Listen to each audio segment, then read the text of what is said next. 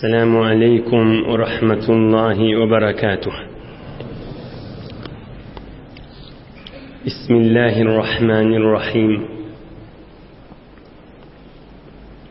الحمد لله الذي هدانا لهذا وما كنا لنهتدي لولا أن هدانا الله، حمدا كثيرا طيبا مباركا فيه. الحمد لله عدد خلقه ورضا نفسه وزنة عرشه ومداد كلماته. اللهم صل وسلم وبارك على عبدك ونورك إمام المتقين سيد المرسلين سندنا شفيعنا مولانا محمد النبي الأمي الأمين، وعلى آله وأصحابه وأنصاره وأتباعه أجمعين. لا أسألكم عليه أجرا، إن أجري إلا على رب العالمين. اللهم وفقني لبيان ما يحتاج الحاضرون إليه وما يصلح أحوالهم. إلهي أنت مقصودنا ورضاك مطلوبنا، فأعطنا كلنا محبتك ومعرفتك. بيك الله تبارك وتعالى هما ندين طاعات وإبادت لنذي صالح عمل لنذي، خصوصا مبارك رمضان آيدا تتون روزا لنذ وقان تراويح لنذ إبادت لنذ Pek Allah lütfu keremi bile kabul edip İdi Seyyidi Fitr'da hemmeğinde mübarek bulup Huday Teala yurdumuz parahat, vatanımız emniyet, ulamalarımız ve milletimizin ağdı birliğinden iman abruyu yürüyüp durmaktan ayırmasın inşallah.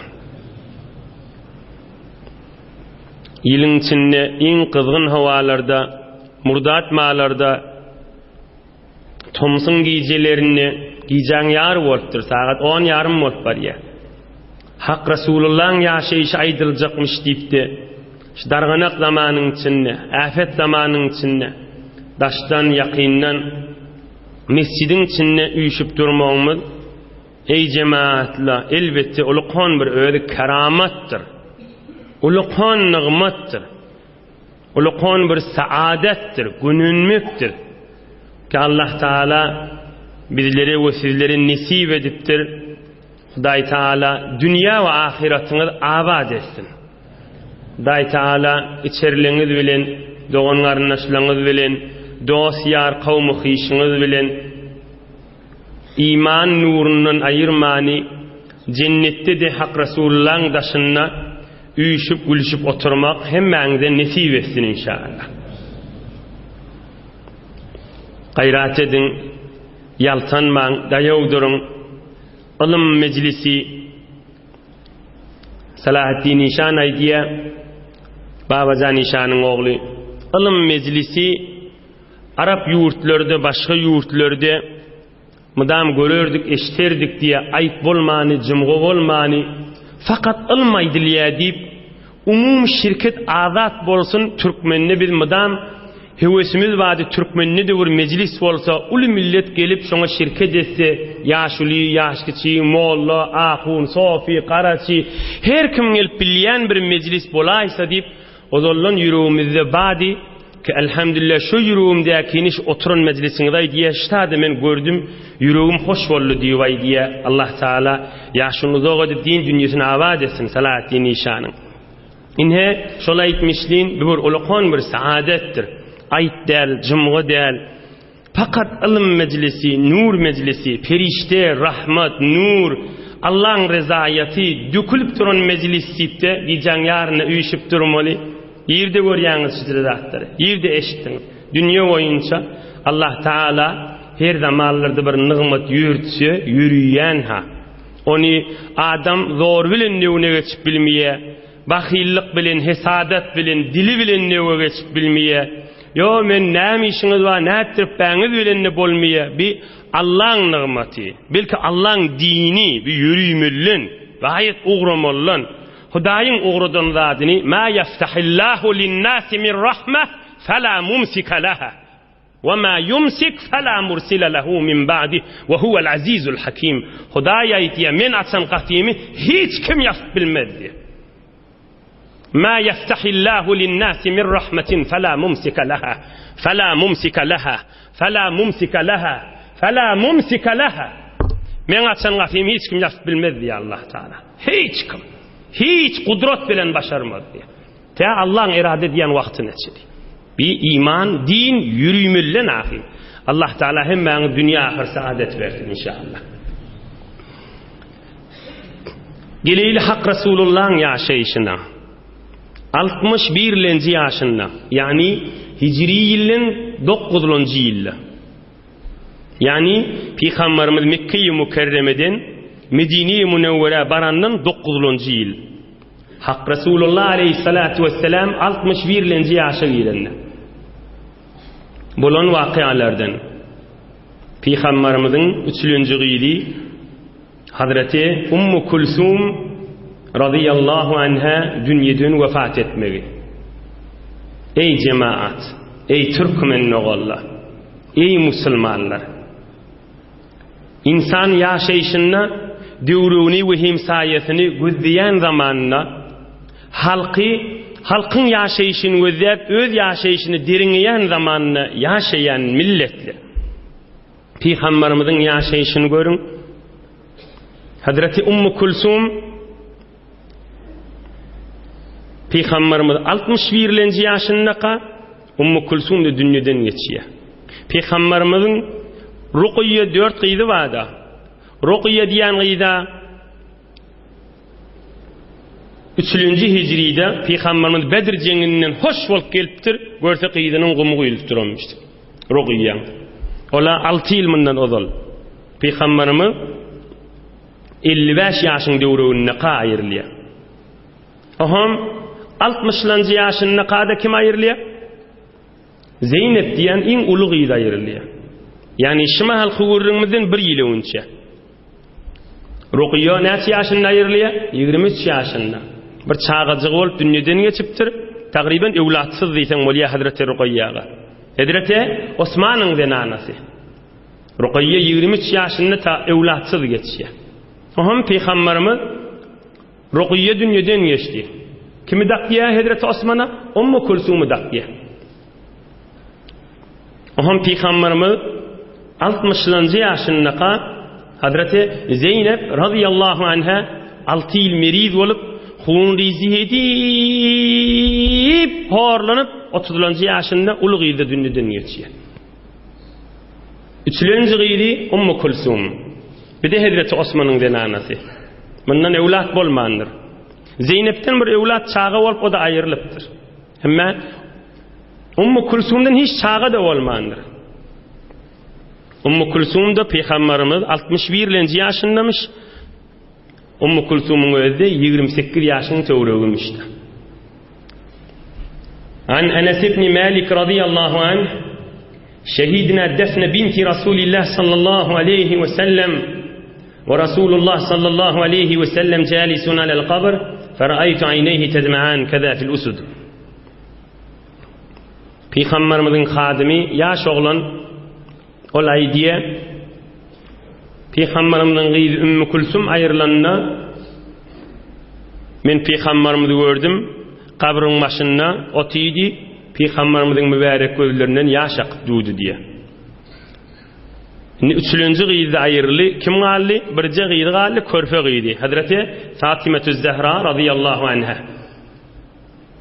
Hazreti Fatima da Peygamberimizden 6 ay soňra dünýeden geçýär. Hazreti Hasancan şonda 7 ýaşyndamışdy, Husaynjan 6 ýaşyndamışdy. Ine Peygamberimizin içerisiniň ýaşlary. Hazreti Fatima dünýeden geçende de 29 ýaşyndamışdy. Ummu Kulsum inni 61-nji ýaşynda aýryldy. Ay o Peygamber da ol ýüregiň aday giýinden mertdir. Dogry aýdýan. Emma Peygamberimiz de ýüregi ýanýanmışdy ewlad dünýeden geçende.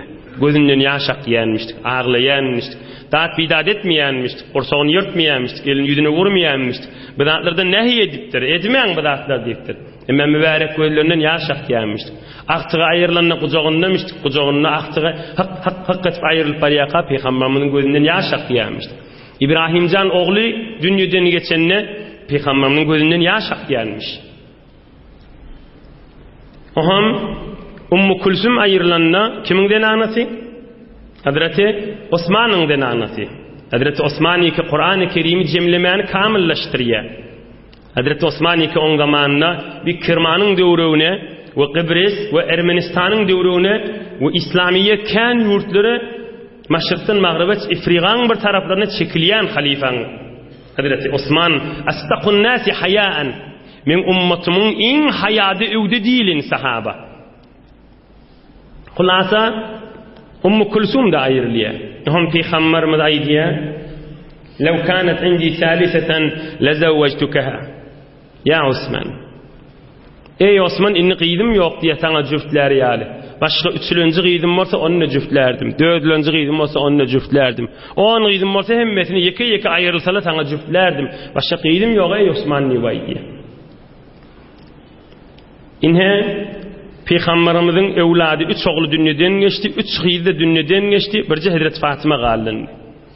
Ey cemaatler, ey Müslümanlar, duruşuna ders dermişim. Bizim iyiliğimizin içinde olaqan bir milletin soruğuşu olupdur. Men neçiler namaz okuyan onu da Huday bana kan qiyinçılıkları veriyor deyip. Peygamberimiz ibadet etýärliň başy dälmeger? Takwalyň başy dälmeger? Qiyinçılıklar ne kadarken beyni içerisinin görürün ha. Ol halkın izafi, ol kafirin izafi, ol dünya boyunca müdiriyetler, ol mesuliyetler. Bir hadis-i şerif teberrüken size okuyup verin, içerlemiz bilen bile. Yani şuurunu zenana, oğlanın uşak, doğumlarınlaşımızın etine kanına sindirmeli görürünler ha. Ne deyip? Şunu insanla vücuduna salmasa, onun zindigiyle arameşi behemiye. Hiç aytyanın bolmaya da. Maktumul işan aytmaya mı? Dünyaya doymak yok yeni bir diyer, gönül maksadına yetip bolmayar diye. Aslında yürük diyenin hiç doyurup bolmaya. Naat Peygamberimizin qiyinçılık gelmiş. Men naat namaz okuyan, naat tesbih saniyen, onu demin işim uğurkmaya. Meger tesbih namaz okuliye, dünyanın işini uğurkmadan süreyim mi? Meger Peygamberimizin qiyinçılık gelmiştik mi? İbadet ehtiyarların başı değerli meger? Bir hadis-i şerif ulasın. Kana irqul kulye ve hiyel khasira. Ta'khudu Resulullah sallallahu aleyhi ve sellem şehran ma yestati'u en yahruca ilen nas. Ey cemaatler. Enemiz Hazreti Aişa diye Peygamberimizin kâde böwregi ağrardy, bıkını ağrardy. Oham şonu tutup bir aylap adamlara qaşın çıkıp bilmerdi diye böwregi ağrardy. Oham وَلَقَدْ رَأَيْتُهُ يَكْرُبْ حَتَّى آخُذْ بِيَدِهِ فَأَدْخُلُ فِيهَا بِالْقُرْآنِ الْكَرِيمِ ثُمَّ أَكُبُّهَا عَلَى وَجْهِهِ بَرَكَةَ الْقُرْآنِ وَبَرَكَةَ يَدِهِ الشَّرِيفَةِ. Enemiz Hazreti Aişa diye Peygamberimiz bıkını tutup bir aylap yatardı. Şonu men Peygamberimizin elini alıp eline Kur'an okuyup dem vururdum. O Peygamberimizin mübarek elini yüzünü bedenine çekerdim. Kur'an-ı Kerim'in bereketi ve mübarek elinin bereketi şol ağırsını birime yengilsin nip. Şonu Peygamberimiz aytti. Ya Ayşe, ana eşeddun nasi belaen. Ravahu Ebu Ya'li. Ey Ayşe dedi. Adamların en kan qiyinçılık çekýäni men Muhammed Peygamber diye aytipdirdi. Aleyhissalatu vesselam. Adamların en narahatçılık kan görýäni, adamların en müşkil kan geçirýäni, adamların en kan qaýgy qiyinçylyklar geçirýäni men Muhammed Peygamber diýipdir. Aleyhissalatu vesselam. Yani insan dünyaya göz tükmeliler. İçerlimiz bilen bile düşündürmeli, qiyinçılık bolýar dämi? Haktır. Hemmemizde qiyinçılıklar vardır. Ahirete göz tükmeli. Neyinki hemsayan mı, ya qarınlaşın mı, şolara doğru namaz okuyanak, şolara mıdam gülük gezip, şolara üstünde qiyinçılık yok, Huday näme diýip beýtdiýe, men şun qysga jogabyny aýtyp berin. Awwalana şolanda qiyinçylygy var, sen habaryň yok. İkilenjisi bar şolun qiyinçylygy yok bolsun. Kıyamatda fe inne ma'al usri yusra. İnne ma'al usri yusra. Sen qiyinçılığın madem, sen hiy olmany şondan öňçek cennete girýän. Cennete de sen bir saniye halktan öňçek girsen sana ulaqan derejede. 1000 ýyl dünýede qiyinçylyk çekenden bir saniye öwe geçenin go. Allah Taala'nın ýanyna hiç zat boş gitmez. Dünya qiyinçylyklary ahiret derejedir. Inni mun üstüne 9-njy Peygamberimiz 61-nji ýaşyndaqa yeni 2 däne bir beýik insan dünýeden geçýär. Mundan meýlek ahyrına çeli tagriben erki adamlara cenaza namazyň meseleleri var. Gerek görüňler ki 2 sahaba, ikisi de 1 ýyl aýrylýar. İkisi de 9-njy hijride Peygamberimiz 61 ýaşynda aýrylýar. Emma meseleler fark etýär, ihlas bilen gulak asyn. Es-sahabiyyul celil Suheyl ibn Bayda توفي رضي الله عنه بالمدينة المنورة في حياة رسول الله صلى الله عليه وسلم سنة 9 وصلى عليه رسول الله صلى الله عليه وسلم في المسجد كذا في كتب السير والتراجم كالاستيعاب. Suheyl diýen bir sahabe dünýeden geçýär. Peygamberimiz aleyhissalatu vesselam 61-nji ýaşyndamış. Peygamberimizin mescidi var, şumak Mescid-i Nebevi. Şun orta arasında cenazyny getirdip namaz okuyor. Cenaza namazı mescidin içinde okuyupdur. İmamın iyiydi. Yeni bir insan dünýeden geçýär. Onu okuyayım. İnne Rasulullah sallallahu aleyhi ve sellem na'an Najashi fil yevmillezî mâte fîh خرج إلى المصلى فصف بهم وكبر 4 كذا في صحيح البخاري. Şo ýylle Najashi daýrylýar. Efrigan padşahy. Etiopiýa Habeşan padşahy. Husru Perwiz'in zamanına padşalyk eden padşah. Husru Perwiz Najashi'dan, Hazreti Najashi'dan 1 kilo unça dünýeden geçýär. Ol 1 kilo Najashi'dan önçek ölýär. Helak bolýar, zelil bolýar, betbaht bolup ölýär Husru Perwiz. Emma Hazreti Najashi Peygamberimiz 61-nji ýaşyndaqa bi wafany akberýär. Musulman padşah, pestel padşah, o da padşah, o da padşah. İkisi de bi wafany akberýär. Peygamberimiz Allah Taala habar berýär Najashiň aýrylan gününde. Mescidde mişdik şonda Peygamberimiz. Ey sahabalarym diye. Şu Najashi aýryldy diye. Ýürüň mescidden çykyn, cenaza kılýan ýere gaşyn bary beriň diye. Şo taýda sep tutup Najashiýe cenaza namaz okuýaýlyň diye. Inhe ýanky Suheyl sahabany mescidde okuýdy, Sahih Muslim'de var. Emma Najashiýni Sahih Buhari'de var, ony daşarda cenaza kılýan ýerde okuýdy. Inni ýuwaş inşallah Allah köplüdüğünden derslerini hyzmatyňyza ýetirer. Deslapky Qysgaca almaly dersimiz bir nasihat dersi. Ey cemaat, padşalyk, mülkünkerlik adamy dünýede hemişe alyp galmaýanmış. Kesra, Husru Perwiz'e gitti, Hak Resulullah'ın namasyny ýyrtan adam. Emma Najashi o da dünýeden geçti. Hak Resulullah'ın namasyny gözüne çekip okşap musulman bolan adam. İnsan maly artsa, owadallyk köpelse, şägirdi köpelse, ilmi ýokary gitse, tahsilaty ýokarda bolsa, näme etýär? Birime özüni ýitirjek bolýar. Mali, mülki, owadallygy, zeriňligi, tanşy, şägirdi köpeli berse, o insan özüni ýitirýän bolmaly. Emma Hazreti Najashi özüni ýitirmändir. Bi wafada Hak Resulullah'dan bilip pestel olup imanına gaim olup yerde oturup musulman bolupdur. Tahtından yere düşüp. Namani okşap, kucaklap gözüne çekipdir. Kän adamları 15-20 ýylyň içinde men özüm 100 nefer öğrendirin. Mescide gelýär, ilim meclisine gelýär, zikr meclisine gelýär. Emma şu işi, dünýä işi oň başlandan soňra hiç gelmeýärdi. Dogry mescidide barmyýar? Tefsiri, Resulullah'ın yaşayışına da gelmeye, başka ulamaların meclisine de barmaya, şov içi oluyada. Ey cemaat, Peygamberimiz aydıptır, ginen mutgiyen, bir bayimak badır adamı azdırayandır, Huday şondan saklasın deyiptir. Ginen mutgiyen, bir azdırayan bir baylyk bardır. Şoda üstüne düşse afettir dipdir.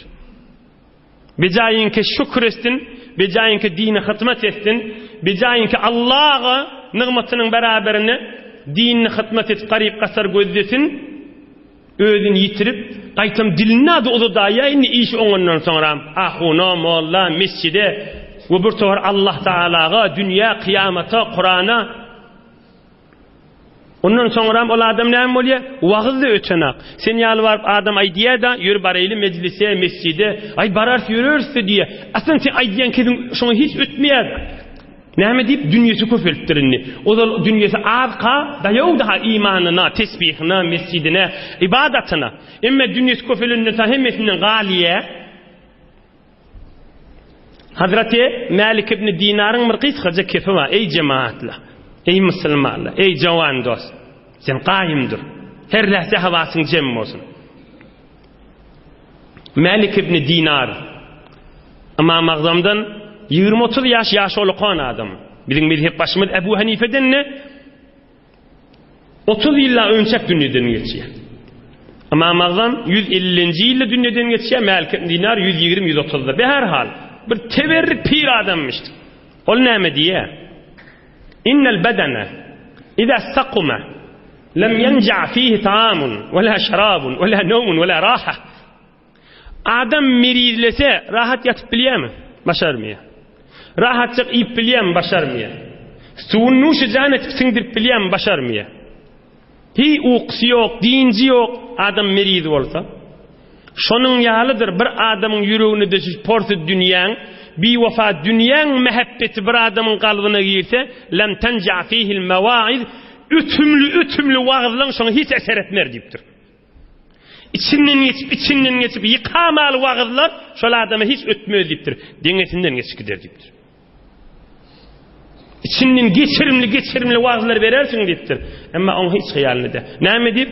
Oň ýüregi dolu dünýäň mehabbetinden jaý ýok wagz ýerleri.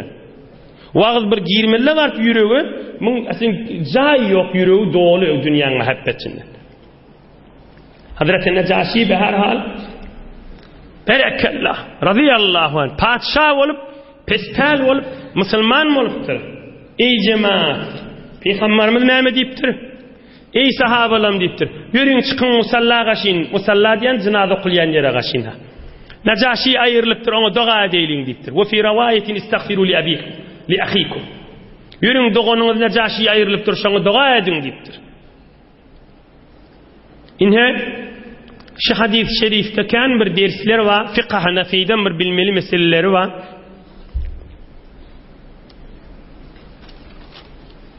Fil hadis-i şerif ibahatun na'i ve huve en yunada fi'n nas enne fulanan tuwuffiye ve fil hidaye la ba'se bil adhan ey al-i'lam ve huve en yu'lima ba'duhum ba'dan liyaqdu haqqahu. Peygamberimiz Necaşi ayrılığında näme diýdi? Ey sahabalarym, Necaşi ayrılıpdyr. Ýöreň şoňa janaza okuýaýlyň diýdi. Bizim fıkh Hanefimizde daýdy, bir adam aýrylsa, aziz cemaatler, janaza vardır falan mescitte, falan ýaňa erti 9-da, 10-da, 2-nin nilse, hiç işgali ýok, bir günahkarçylyk däl şu diye. Son Peygamberimiz Hazreti Necaşi aýrylanyna sahabalaryna elam etdi. Necaşi aýryly ýöreň şoňa janaza okuýaýlyň diýip aýtdy. Wal muharram fi's şeri'a إنما هو نعي الجاهلية كذا في عمدة القاري للعلامة العيني الحنفي. Ondan Peygamberimiz bir adam ayrılsa qiyğirmellallip nehy edipdir. Ol Peygamberimiz qiyğirmellall yani ay adamlar helak bolluňuz. Inni dargadyňyz falany ayrılıpdyr. Tamam boldy. Dünýä agdy tamam boldy. Dargadyňyz inni diýip ağlap qiyğirip milletiň ahine çyğırsa hak Rasulullah şili şahran diýip aýdypdyr. Yani sadece elam etmek şeriatte icazası var, hiç işgali yok. Inne bila bir ders boldy. İkinci ders janaza namazy bizim ýurtlarymyzda belki dünýä boýunça köplerçe musulmanlaryň ýurtlaryny we her mantagalarda görýänsiňiz janaza namazyň ýürüti okulýan ýeri bardyr. Mescitde okulýan nädir? Hamana şu hücrede oturan mescidinizde okulacak olsa hayatta okuyor. Yağın yaktırılması etek zir zemine girilýär. Ya her mescidin bir katlarına bir sahiballi, bir kölgeli bir yerleri var, namaz okuyor. Ayaşı bir şeriatın üstüyle edilen iş mi?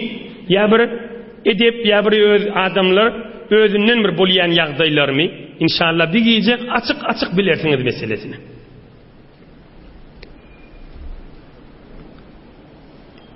Fıkıh Hanefi'de İmam Muhammed aydiye, İmam Muhammed kim? Ebu Hanife'nin kut öz şagirdi. قال الإمام محمد في الموطأ لا يصلى على جنازة في المسجد وكذلك بلغنا عن أبي هريرة قال صلى الله عليه وسلم من صلى على ميت في المسجد فلا شيء له رواه أبو داود وابن ماجه. Ebu Hanife'nin şagirdi aydiye İmam Muhammed cenazanı mescitte okulmalarlı. Son Peygamberimiz aytti, eğer mescidin içinde cenaze okulsa meyyite hiç sokak yok, namaz okuyorun faydası yok diye aytti dedi. Ama mağzamın da hükmüşü, mezhep başımız Ebu Hanife'nin de hükmüşü. Mescitte cenaze okuymak mekruh diye aytti. Onun için Fıkıh Hanefi'de Hidayet diyen kitabımızda aydiye وَلَا يُصَلَّ عَلَى مَيِّتٍ فِي مَسْجِدِ الْجَمَاعَةِ وَلِأَنَّهُ بُنِيَ لِأَدَاءِ الْمَكْتُوبَاتِ وَلِأَنَّهُ يَحْتَمِلْ تَلْوِيثَ الْمَسْجِدِ. Fıkıh Hanefi'de Hidayet kitabımızda aydiye hem dünya oyuncu muallala okuyor, cenazanı mescitte okulmalarlı. Çünkü mescid, bir yerde mescid salıntığı neyden çünkü salınıyor? 5 vakit namaz okulur deyip, cenaze okulur deyip salınana. Ve bir de şayet o cenazadan bir hafa ya bir kan, bir su, bir dahtır mescide damıp dursun. O mescide bir hürmeti, bir ihtirami olsun. Şundan çüreyim, cenazanı mescidin taşında okuymalı. Onun dünya boyunca ulamaların arasında gurrun oluptur şu mesele. Onun ama Hazreti Süheyl hal gurrun geçti. Hazreti Süheyl dünyadan geçenle Peygamberimiz mescidin içinde okuyuptur. Cenazasını mescidin içinde okuyuptur. Ona İmam Azam'ın şagirdleri, mezhep başımız Ebu Hanife'nin şagirdleri cevap aydiye, Peygamberimiz mescitte okuyorluğu biz Müslümanlara ders olur yani, eğer yağın yağdıran olsa, uzurlu vaktlarda olsa, mescitte okuysan bolor diydi diye. وَلَمْ يَكُنْ مِنْ عَادَتِهِ صلى الله عليه وسلم الصلاة على الجنازة في المسجد. Son Peygamberimiz müdam cenazadan mescitte okuymayanmıştı. Belli bir kınaçı neferin cenazasını Sehl ve Süheyl şolun cenazasını mescitte okuyuptur. Bir yağın olsa ya mesela şu ayrılanın oğlu ıtkafa turanmıştık. Oğlu bir ahunmuştuk, ödüm imam olacak diyenmiştik. Sonra mescitte okuysan bolor diye ayet Fıkıh Hanefi'de. Ama Peygamberimiz öz bernamesi şımıştı. Cenaze namaz okuyana mescidin taşında okuyamıştık. Şundan çüreyim, dünya boyunca cenaze namazı her yerde mescidin taşında ya başka yerlerde okulayarlığının delili şurada. Ama yeni bir mesele var. Şu mahal musallamızda öz cuma namaz gümmette ya bir neçe başka yerlerde mescitte okulayarlar. Ve fi şerhil vakaya ve in kana kharicehu اختلف المشايخ. Bukhara'da düzülen 700 ilmin nazıl bütün moğlalı okuya bir kitap Şerhül Vakaya deyip şunna idiye eğer meyyiti cenazani mescidin taşına koyulsa mihraptan yokda bir kafcat pencarat şiyale o ham meyyiti yokda koyuyale meyyiti mescidin içine salman cenaze okuysan Fıkıh Hanefi'de kan ulamalar ayıptır, işgali yok deyiptir. Onu okuyuvermeli. Okuyanı da soğappa, meyyiti de soğappa diyor diye. Bırak şu delil, bir de kan mərikani cumma namazda, kan mərikani çıkarıp başka yerde okuyacak bolsan, qiyinçilik ve udur olya deyip, Fıkıh Hanefi'de o cürü mərikede şu durun yerine okulyada. Biz şu mahalamanı musallada, cumma namazda okuyan yerde, yok da kafa açakana, meyyiti daşarda koyulup okulya, Fıkıh Hanefi'de hiç müşkili yok. Belki doğruca qovu hilfi cenaze okuyanı da soğa ve meyyiti merhumu da soğaptı. Üçüncü mesele yankı Hazreti Necaşi'den alınıya haşi meseleler. Peygamberimiz ne dedi? Evvel ey sahabalarım çıkıverin cenaze okuyacak dedi. Belli oldu elam etmenin müşkili yokmuştu. Yürüyün dışarıda okuyacak dedi. Belli oldu cenazenin mescitte okunmayanmıştı. Üçüncüsü sahabalar aydiye Fasafafna halfahu. Peygamberimiz evde durdu. İkisi üç sep bolup bizi izinle durduk diye. Hani Necaşi yerde. Onu inşallah o ahirki mesele işte gelir vururum. İkisi üç sep bolup durdu. قال العيني في عمدة القاري شرح صحيح البخاري في الحديث الشريف دليل على أن السنة هذه صلاة الصف كما في سائر الصلوات. Yatsı namazı okuyonda sep tutmalı mı? Elbette sünnet. 5 vakit namazda sep tutmak sünnet değil mi? Cenazada da sep tutmak sünnet. Şimdi Hazreti Necaşi'ye ve beylikli cenazalarda diye sahabalar biz Peygamber'in yerinde duramızda sep tutup cenaze okuyorduk diye. İnne ahirki meselenin ne değil? Şonmanın tamam edir. Bismillah. Ahirki meselesi ama mağzam yani uluqon büyük ulamaların arasında kan bahs olan görürüm. Aya bir adam başka yurtta ayrılsa şuna cenaze oka vermeli mi? Peygamberimiz Aleyhissalatu vesselam Hazreti Necaşi ki İfriga'da neçe kilometreler fasılalar bağ arada Peygamberimiz Aleyhissalatu vesselam Hazreti Necaşi'ye ve Hazreti Muaviye'til Muzni'ye cenazen daştan okuyuptur. Bir tovar ulamalar ki fıkh Hanefi'den başkalar belli veliye gayib adamı da cenaze okuyamalı deyip. Ama İmam Azam Ebu Hanife'nin mezhebine göre ilname vururları var. وشرطها تقدم الميت على الإمام وحضوره فلا يصلى على غائب كذا في درر الحكام. فقه Hanefi'de cenazanı gayib adamı okuyup olmuyor. Fakat hayır dua etip oluyor. Yerde ayrılılığı belli değil. Ya yerde ayrılılığı belli. Şuna cenaze okuluptur ya okulmandır. Yuğuluptur ya yuğuluptur. Mesele muhim değil. Evinde duran bir meyyit olmasa fıkh Hanefi'de cenaze okulmuyor. Şerti cenaze imamın önüne bağ olmalı. Şerti cenaze imamın önüne bağ olmalı. Huzuru şıkada olmalı. Ohan cenaze namaz okulmalı. Ohan sual eliye onun nami Hazreti Necaşi'ye Hak Resulullah sallallahu aleyhi ve sellem okuyuptur. Ona fıkh Hanefi'de imam azam ve şagirdleri cevap ediyor.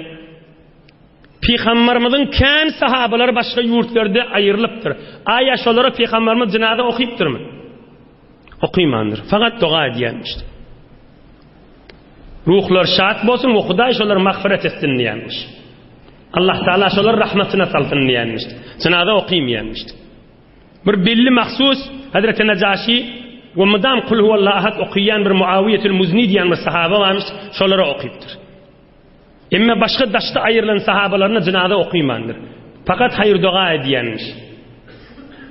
فَعُلِمَ أن صلاته صلى الله عليه وسلم على الجنازة الغائبة كانت لحضورها عنده صلى الله عليه وسلم على طريق المعجزة. وفي رواية أبي عوانة في صحيحه فصلينا خلفه ونحن لا نرى إلا أن الجنازة قدامنا. Sahabeler ne diye? Necaşi ayrılanına biz cenaze koyduk diye. Peygamberimiz evde durdu biz izinle dursiye. Cenazanın göremizi ak diye. Yönü bilyas şu evde bazı diye. Tekrar edeyim. Peygamberimiz Aleyhissalatu vesselam'ın izinle durduk. Necaşi'ye cenaze okuduk diye. Ve nahnu nalana. Bir Necaşi'nin göremizi ak diye. İlla ennel cenaze kuddamana. Şunu biliyaz, Necaşi'nin cenazesi bağdı Peygamberimizin evinde diye. Biz hem sahabeler şunu biliyadık, evinde Peygamberimiz bağdı diye.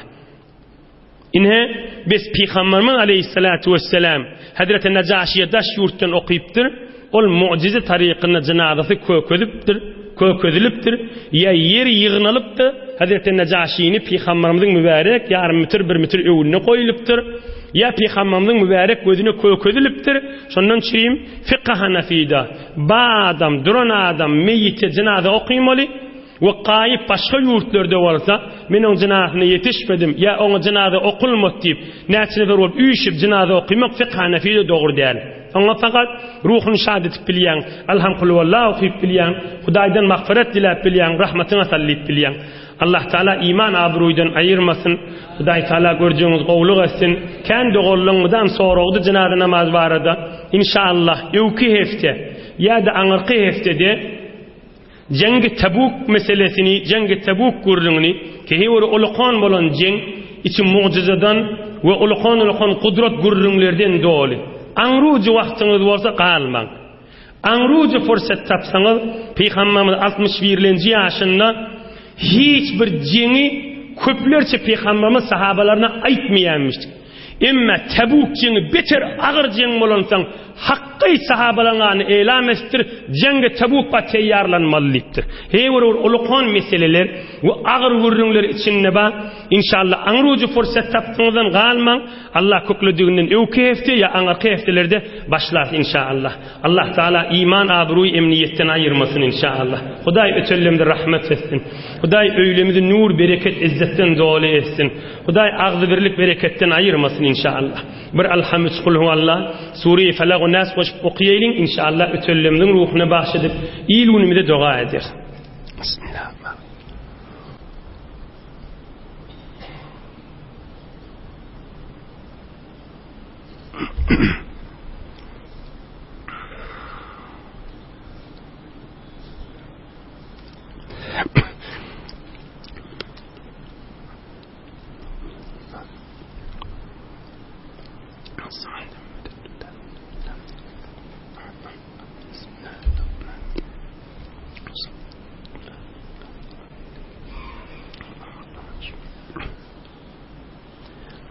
Pira ilahi amin. Baden pira. İlahi amin. Hatmi Kur'an-ı Kerimler ve maridimiz ve diptirler. İlahi amin. İlahi amin. Amin ya Allah. İman, abruy, izzet, bereket yürüyüp dursun can Hudaý. Emniyet yürüyüp dursun. Agzy birlik yürüyüp dursun. İlahi amin. Amin ya Allah. Din dünyamız abatlıktan ayırmasın Allah Teala. İlahi amin. Birahmetke ya erhamer rahimin. Maşallah, barakallah. Yoldaşlarınızı yadınızdan çıkarmak. Subhanallah.